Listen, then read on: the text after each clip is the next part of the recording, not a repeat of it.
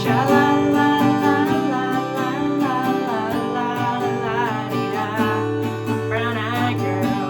up, everybody? It's Kaitlin here at Mechanics of Music. Today we are learning one of the arguably best sing-alongable, campfireable, yes, that's a word, campfireable songs. This is such a fun tune to play. Brown Eyed Girl by Morrison. The chords are easy and straightforward. The lyrics aren't too weird and complicated and they actually make sense. They make a story. Everybody wants to sing. How can you not sing sha la la la la in the chorus? So let's do a quick little lesson on how to play the song and then we'll do a sing-along together at the end. So the first thing we need is the chords. We got the G chord. I'm gonna do my G chord with the 2 fingers down here because the next chord I go to is C add 9. And I'm gonna leave those 2 fingers planted the whole time. G, C add 9, and then I need my D chord. My ring finger has stayed between all those 3 chords. The less fingers I have to lift up, the better. It's gonna sound good. It's gonna help you keep track of where your fingers are. It's awesome. The other chord we need is E minor chord. In the key of G. You might also see me do stretchy C, and I like to do stretchy C with my ring finger and my pinky so that I can cover that low E string, and that means I can strum all 6 strings. You can also do stretchy C by muting the E string or just not strumming that E string, and of course you could also just play C add 9 throughout the whole song. I just like to do the stretchy C when I get to kind of like the pre-chorus section where he says skipping and a jumping with you, because every time he says the words with you, that signals to my brain I'm going to go to a C chord instead of back to my G chord, and that's a little trick that I use for memorizing this song. Most of the song is G, C, G, D over and over again, and then when he says jumping and you, I go to my C chord and then I go to my D chord, my brown-eyed girl. So I would encourage you guys to print off the chart. You can download the chart at mechanicsmusic.com. All the chords and the lyrics are on there, and you can actually see where the chords change, because the more you can create a pattern out of all this, the easier it's going to be to memorize what's happening. And then when you're at the campfire, you don't need to have your phone in front of your face or have a weird chair holding up your book and stuff like that. So anyway, that's what I do. You can also just play with the chart or get somebody to hold it for you, because you're the musician at the campfire. They're gonna bring you drinks, they're gonna bring you your book, they're gonna make sure you can do your job to entertain everyone and have the best time. Anyways, I'm getting off topic. So, campfire, sing along, brown eyed girl. We got our chords, strumming pattern number 6/7. So 6 is down, down, up, down. Strum pattern 7, we add one more little up strum, down, down, up, down, up. That's usually what I tend to do, but if you want, you can sort of do pattern 6 in the verses, just leave that last little up strum out, and then when you get to the chorus, you add that up strum in, and then there's just a little bit of variation between your verse and your chorus. Inject a little bit of energy, more strums, more energy, more awesomeness. But as always, play around with it, you know, get a little bit louder, get a little bit quieter. The last thing we need to know is the riff. So in the real recording, they do like this cool thing up the neck, blah, blah, blah, blah, blah. But we're gonna do it in our G chord shape, because when it's dark and you don't have time to figure out what fret you're going to, I'm gonna just stay in my G chord shape and I'm gonna do the riff, which sounds like this.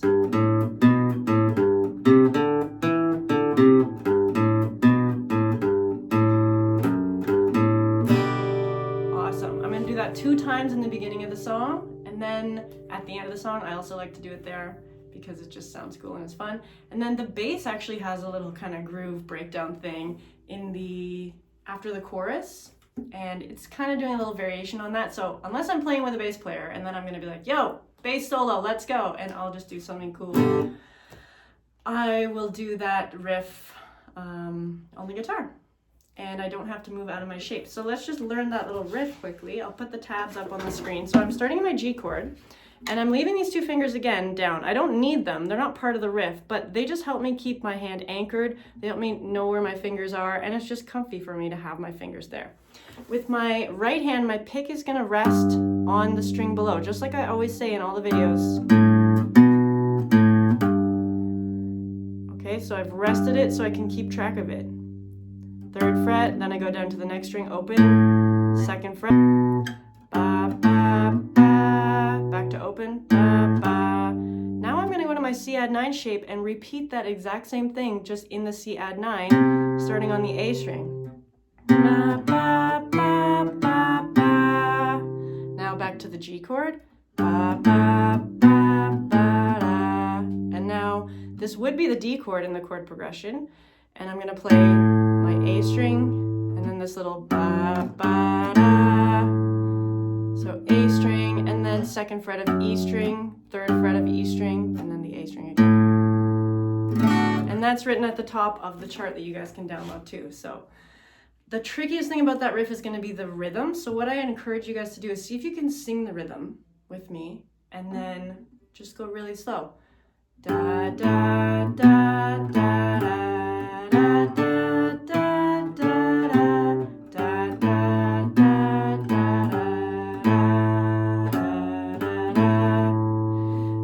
Which notes are longer, which notes are shorter. Again, in the chart that I sent, there is actually the notation and all the quarter notes and eighth notes and stuff like that. But if you guys are tab people and that doesn't really make sense to you, that's also fine, because the cool thing about tabs is you already know what the rhythm is supposed to be. You just need to know where to put your finger. So enough chatting. I am just excited today. I'm excited to sing this song. So let's sing Brown Eyed Girl, Van Morrison.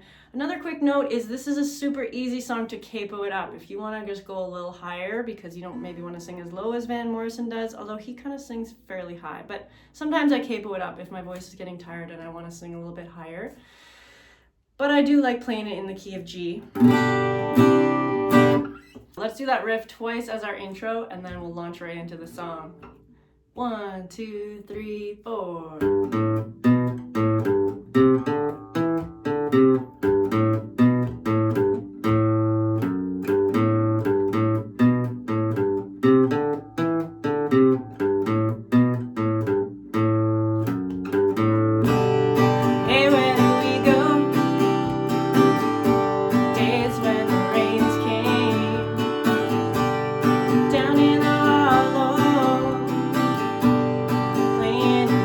Game.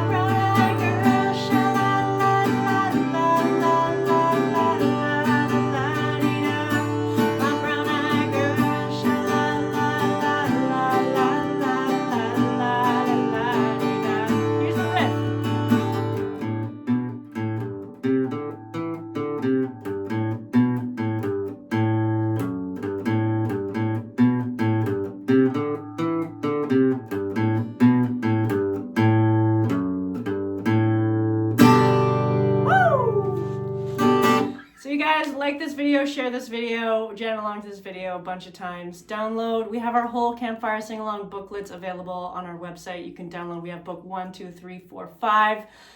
We have a Taylor Swift booklet. We have just so many different books for you guys to download, play along, have fun, and just keep strumming, keep smiling. We'll see you guys in the next video. Sha-la-la.